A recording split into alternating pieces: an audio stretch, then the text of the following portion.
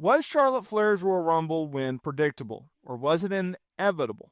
The WWE Universe is divided, and the backlash is louder than a woo! In this video, we are going to discuss what Charlotte Flair has done to the WWE community and what should really be going on here. Because Charlotte Flair, she was out of the game since December of 2023. Tore ACL, MCL, and a meniscus in a match with Asuka on a Friday night episode of SmackDown. It was not a situation in which Asuka was being dangerous. It just happened. It's one of those things. You instantly knew. Charlotte Flair instantly knew. Now, we knew that Charlotte Flair was coming back. She had been posting on social media all the training footage. She was getting back. She was getting closer. And we were anticipating it. And then WWE started airing return vignettes for her. And fans are like, all right, here we go. Here we go. She's not just going to show up as a surprise in the Royal Rumble, which many people had anticipated. No. WWE, they're going to capitalize on the buzz. And they're going to try to get as much fanfare behind her. So they started airing these vignettes, and there was more reports, such as WrestleVote, talking about how Flair will be embracing her Flair legacy, and they also gave her a new moniker of Top Girl. Merchandise was released ahead of time, and they announced in one of the vignettes that, yes, Charlotte Flair will be returning to WWE and doing it at the Royal Rumble, and sure enough, she came out. I think she was number 27, maybe 23. Someone will correct me down in the comments here below. And she outlasted the likes of Nikki Bella and Liv Morgan. And she was able to go toe-to-toe with some of the best out there. Now, you knew as soon as they confirmed that she was going to be in the Women's Royal Rumble match, and her being a minus 200 favorite, you knew that WWE was going to put the machine behind her, and she was likely going to win the Royal Rumble match. Mike Johnson of PW Insider had put out a report literally an hour before talking about how Charlotte Flair is expected to get a mega push coming out of the Royal Rumble, and so that really tipped you off. And sure enough, Charlotte Flair won the Royal Rumble, cashing in her opportunity to challenge for a world title of her choosing at WrestleMania 41. She could go after and rematch Rhea Ripley for the Women's World title, a WrestleMania 39 rematch. She could go to Friday Night SmackDown and challenge Tiffany Stratton in what would be a dream match, something which both stars have talked about doing before.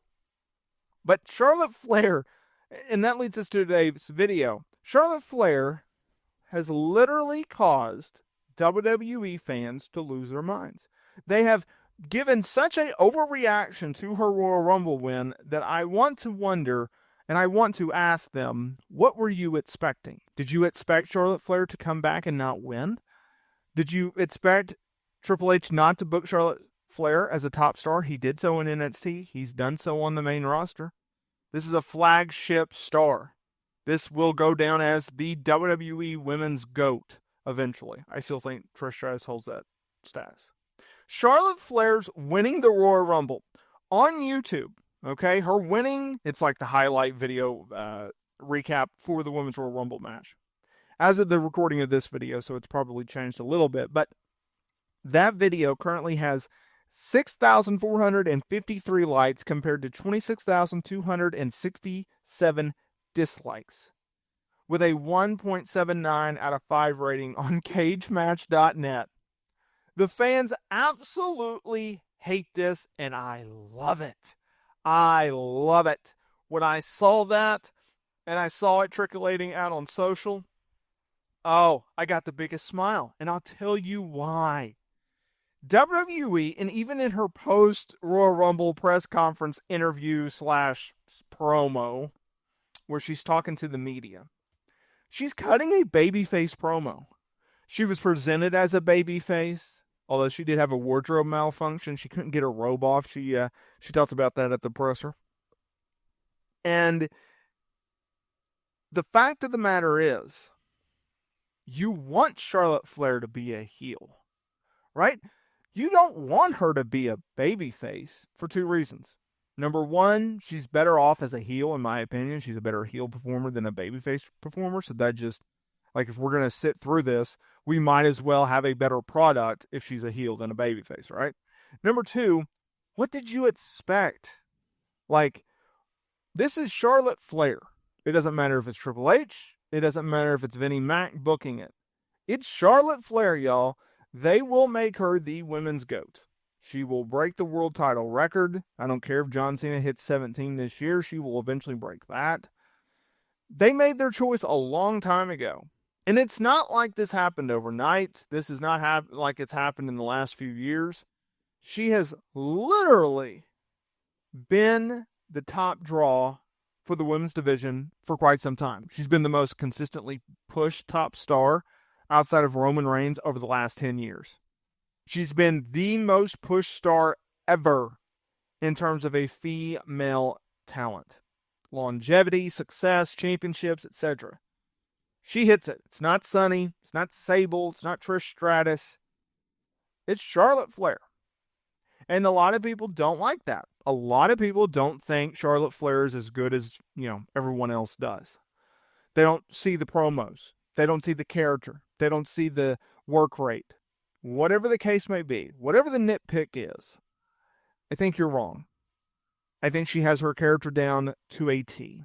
I think she's a good promo. Not a great promo, but a good promo. And I think she's a really, really, really good in-ring worker. I think her matches do get the same routine. It's the same. It's kind of like a John Cena match where you can kind of like plug and play. Okay, here's the spot, here's the spot, here's the spot. But she's still really, really good. Sure, Mercedes Moné is probably a better in-ring performer. But overall package and success and draw ability, it's Charlotte Flair. And here's another thing about Charlotte. Whether you think she's overrated or underrated, whatever your opinion is about her, fans tune in. And it doesn't matter whether you like her or you don't, or you think she's overrated or underrated. If you tune in and you pay a ticket to see her, or if you interact or engage with social media about her, she's a star. And so you can think she's overrated. You can think that she's a bad promo. You can think she's not a very good worker, but numbers don't lie. And so when you look at it like that, then Charlotte Flair, she deserved this spot. And I will say this, in the last few months before she got injured, it wasn't like she was in the title hunt. She did take a step back in that weird babyface stage of her career. But it's going to be interesting. And another thing, and I'm a little worried about this, she dropped a ton of weight. Like, she is super, super thin. And I just hope that her body's able to keep up with that. Just wrestlers put their bodies through so much damage. It's insane. And I hope she's able to be durable enough. She might want to add a little bit more size to her. So we'll see how everything plays out. But yeah, that's what Charlotte Flair did, y'all.